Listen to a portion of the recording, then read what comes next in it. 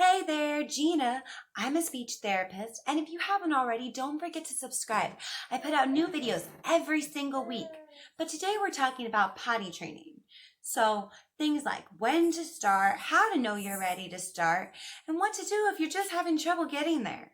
So I do want to tell you, first and foremost, if for some reason you feel like your child is having trouble expressing their wants and needs and they're about 2 years old, maybe they're just using primarily gestures and pointing and they're not really using any words, this is kind of our late talker point at 2 years old. So if you're seeing these things and they don't really seem like they're giving you any sort of cues or clues that they're ready for potty training or having trouble communicating, I would talk to your doctor. Don't necessarily be super concerned right away, but just to make sure that their speech and language are right where you want them to be. If they're not, that's okay. There's so much we can do. So I just want you to talk to the doctor so that they can decide if maybe your child is a good candidate for a speech and language evaluation. Great time to help these kids is early intervention, so that birth to 3 years old, we love to come into homes and help you guys. But for potty training today, we're going to talk about starting at around 2 years old. So you can start your child sooner, a girl or a boy, if they're showing signs that they're ready. The reason I say 2 years old though, is at about 2 years old, familiar listeners, they tend to understand about 50% of what their child's saying. And your child really has a lot of different words they're expressing at this time, and even some short sentences by the time they're 3. So it's a really awesome time to begin potty training. They understand what you're saying, and they can tell you what they want. So how to know you're ready? So how to know they're ready is really the big question here. If they're kind of pulling in their diapers a lot and they seem uncomfortable, or maybe they're looking at you and saying, "Mama, poop," or "potty," and they're trying to get your attention to be changed, maybe they're walking to where you change them or going over to the potty, these are really good signs your child's ready. So they are taking an interest and actively expressing their wants and needs. This is exactly what you want. It's going to be an awesome place for you to start. Also, I highly recommend for all parents around 1.5 years old, if not before, to start changing your child about every 2 hours. So some way you can gauge this is maybe when you feed them, but try to keep every 2 hours if you can. So if your child is wet every time you change them, that's to be expected for a while. But what this does is it kind of helps you start to create a schedule and a pattern before you hit 2 years old. So you can know maybe when your child actually needs to go. So if when you go to change your child at that 2-hour mark and they're dry, that tells you something amazing. They're starting to be able to control their bladder and hold their bladder for much longer, which is really awesome. It's going to make it way easier for you to potty train. So if you are seeing this, props to you. That's exciting. But still, keep that schedule strong and be consistent. Anything helping your child grow and expand on a skill is about consistency and repetition. They're giving you these awesome signs that they are gung-ho and ready to begin potty training. You need to get some things. So there's one thing I actually recommend you getting way early.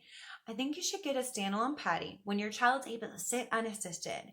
So anywhere between that 6 months to maybe 8-month, 9-month mark, as they're sitting unassisted, I recommend you putting them onto the potty. Like just sit there as a toy. You can put in their playpen, wherever, let them start sitting on that potty. I will explain why later. But right now we're just talking about things to get. So you should already have, if you followed my instructions here, that standalone potty that your child just loves and thinks is the coolest toy. But you're going to get your child super excited. You're going to start talking about potty training. I recommend for a week or 2 before you want to start the process, just really being like, "Oh my goodness, we're going to start using the big boy potty like daddy or the big girl potty like mommy. It's going to be awesome. You're going to do so good. I'm so proud of you for just getting to the point where you're ready to start." Get them super pumped up, super excited. Take them to the store. What are we buying? Okay, so what we're buying is a couple different things. We're going to get pull-ups, and I do recommend those fun, awesome pull-ups. Let them pick them out. I know they're a little more money, but to start out potty training, things that they like pull-ups with superheroes or princesses, totally recommend, because they're going to be really encouraged, and later you can be like, "Hey, we don't want to get your little buddy wet there. We want to keep our friend dry. You got this cool little friend to wear. Keep him dry." So I definitely recommend for that reason. It'll cost a little more initially, but once you got potty trainer in control, you can switch it out. So I definitely recommend that. And then I want you to let your child pick out stickers. You're not going to give them to them right away. Stickers are going to be for a reward chart, which I'll explain, but get stickers. And then I recommend maybe a dry erase board. If you're going to do a schedule that you can erase, you can also just do something you can print up, which I personally think is pretty easy as well. So that can work as well. So your stickers, and then you're going to pick out prizes. So prizes are something that you're going to give up not every time they go potty initially. If you need to, we can work into that. But initially, I want you to try it with more of a long-term prize system. So prizes could be snacks, or they could be little toys, just nothing crazy big, but something that they picked out that they're going to be excited about. And you can get a little box or bin, something special to put it in that can be in sight. I recommend keeping it in the bathroom so they know kind of what they're working for and they can visually just look at it over and over again. So now you've got your stuff. I want you to be the planner here and take what you know from all that scheduling out that diapering system and how long you know your child needs in between. I recommend starting with 1 hour increments though. So from the time your child normally wakes up to the time they go to sleep, and you can kind of adjust for their naps, I want you to put the hour down, each hour. And then you can put a couple blanks if you want for some room for adjustment, because things are not always perfect, or you can just write over top of it. Your call. So this is for your reward chart. So initially those rewards are going to start out and it's going to feel like, oh my gosh, I'm just giving them stickers all the time. That's why you're not going to give a reward every single time, just stickers on a big line. And then you can decide how many. I recommend like 5 or 10 stickers and then a prize, just because it gives them a good time span. If you think for an older child, maybe they can wait till 10 stickers, hold out on those prizes, hold tight. But 5 is also adequate. You decide what works best for you and your child. You can always adjust it if you need. So every hour you're going to begin by just kind of asking your child, do you think you need to go potty? It's been an hour. Think you need to go potty? Been an hour. Think you need to go potty? Been an hour. Now, if you're not making it, you can jump it even smaller, clump it up into 30-minute increments. But what you're working towards is going to be about 2-3 hours. So it will get better, I promise you. It's going to be really time consuming at first, and it's going to be really hard, but you can do it. Hang in there. At the end, you will have a child that is potty trained. Amazing. But no, really, I've worked with so many kids and this works. I promise you. I have a little one. I'm going to start my potty training adventure soon here, but I have done this with so many kids and I promise you this works. So do it. It works awesome. I've done it with a lot of speech therapy kids. I've done a lot of in-home work, and that birth to 3 population is definitely like my bread and butter. It's what I love to do. So much fun, but that does include potty training. So done a lot of this stuff, I promise you guys. So stick with your schedules, be consistent, stay on top of that asking. Do you gotta go? Do you have to go? Do you have to go potty? Try to keep the same phrases over and over again and get excited. I mean, you wanna go potty? It's been an hour. Let's go. Let's go potty. Let's go try. Keep that word, big one. Try. So you're gonna give them rewards for different things. The first thing you're gonna give them reward is for sitting on the potty. Could be for any amount of time. 10 seconds. You're working up to maybe about 7 minutes. I say 7 minutes because that gives them plenty of time to make sure that they're on the potty long enough to actually go. So you're working on that time, and then you're going to give them rewards for telling you they wanted to go potty later. Another sticker thing will be actually going number 1 and then going number 2. And you can fizzle these out as they start getting better. Others, you can take away a sticker. You don't need to give a sticker for like staying on for 10 seconds. You can give it for 7 minutes. So they have to work a little harder to earn those stickers as they get more advanced in the skill. So that's completely acceptable. Now, sitting on the potty. I do not expect your child to just sit right on the potty for 7 minutes. It's not something they're used to. Now, if you do that sitting on the potty early as a toy earlier when they're able to sit unsupported when they're an infant still, that will help tremendously. But if you haven't done it, it's okay. If you're here now and you're just starting potty training, you're like, well, I didn't know about this, but still, if you haven't done it, you're good. But I recommend starting lower then. Start at like 10 seconds. There are different activities and things you can do to keep your child just entertained and engaged while they're on the toilet. You're going to start by sitting in there with them.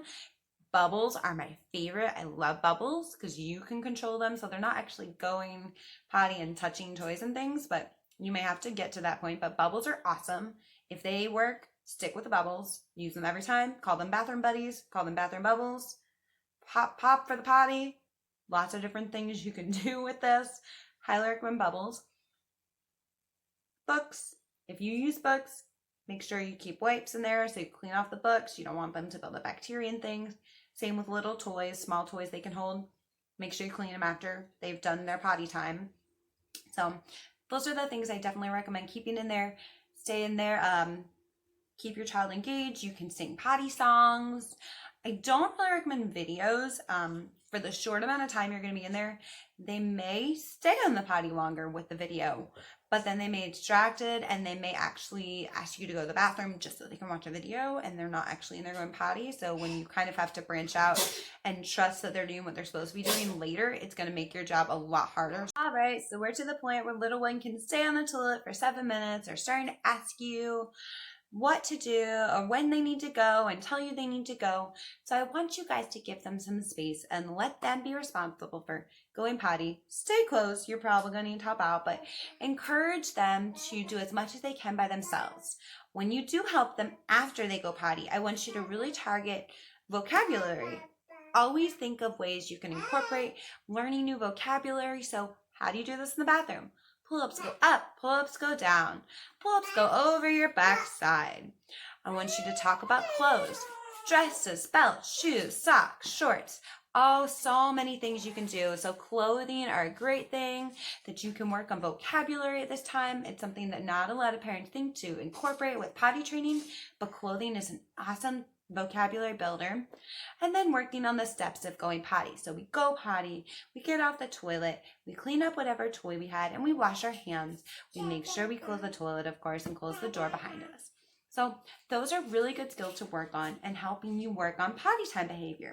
So the big thing you can do too, if this isn't working and you're still frustrated, you can provide more rewards more often. You can also go to the store and get really excited about big girl and big boy panties and underwear. Kids love these for some reason. They're really excited to get them. They're really cool. They have all sorts of cool kinds. So I definitely recommend showing them, being like, hey, once we get past our pull-ups, then we can get those. So kind of just giving them a forward-thinking mindset so that they know what's coming too. That will be really helpful.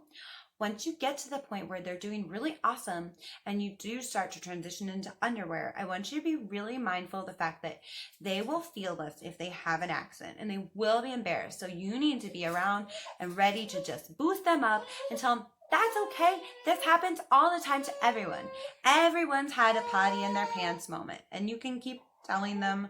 You can make up a story or tell them your very own. I'm sure we all have them.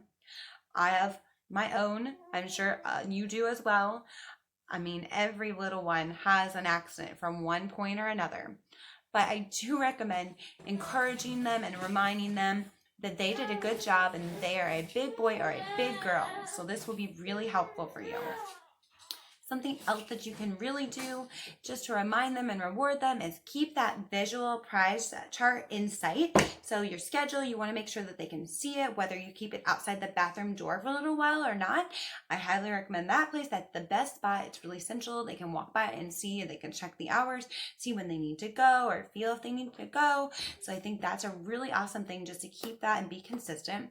As they transition though, I recommend keeping your child in pull-ups while they sleep, whether it be a nap or at bedtime. If they're going to daycare, send those pull-ups for nap time, just to help avoid those accidents more so. If you think about when you wake up, the first thing you do is you go potty right away. It's just what you do. Yes, we go to the bathroom, but we're stuck on the potty term. So you go to the bathroom. It's just a natural reflex. We wake, we go to the bathroom. But your child doesn't understand this right away yet. So to avoid some embarrassment and extra mess for mom and dad or for the school, stick to those pull-ups until they really have the bladder under control and that they're into a pattern of going right after they wake up, and until they learn. I wake up, I go potty. I wake up, I go potty. So until they've learned, I really recommend keeping pull-ups on them just during this time. We can still wear underwear all the other times, but while they're asleep, when they go to sleep, to put on those pull-ups. They will save you a lot. When you are starting this too, I highly recommend getting the bed ready. So what do I mean by this is I start with a waterproof pad followed by a sheet for 3 layers. What this does for you is it makes sure that your child doesn't have a wet bed. It also saves you so much hassle. So all you have to do is take that sheet off and that waterproof pad off, toss it in the wash. You can deal with it the next day so you don't have the laundry running all night and you have a child in a nice clean bed. They're not sleeping with a wet spot in their bed or just embarrassed and upset. The accident is over. Nobody's super frustrated because you're not thinking, oh my gosh, I have to redo the bed, do the sheets. He's going to be up and out. It gets them back on their schedule really quickly, and you expect them to go back to bed then. So it really just helps you get back into that routine and creates less of a mess for you later. So when you do start switching to underwear though, I do still recommend keeping the bed in this way. It'll help you. There will be accidents and it'll help discourage your child from getting disappointed and frustrated. So let me know if you have questions or comments. I feel like I've thrown a whole ton at you guys, but good luck with your potty training. I know you can do this. Stay consistent, stay on your schedules, and just stick to it. You can do it. Hang in there. But I'm here to help if you do have questions and you need anything. Don't forget to subscribe and you won't miss out on videos I post every week. Thanks, guys.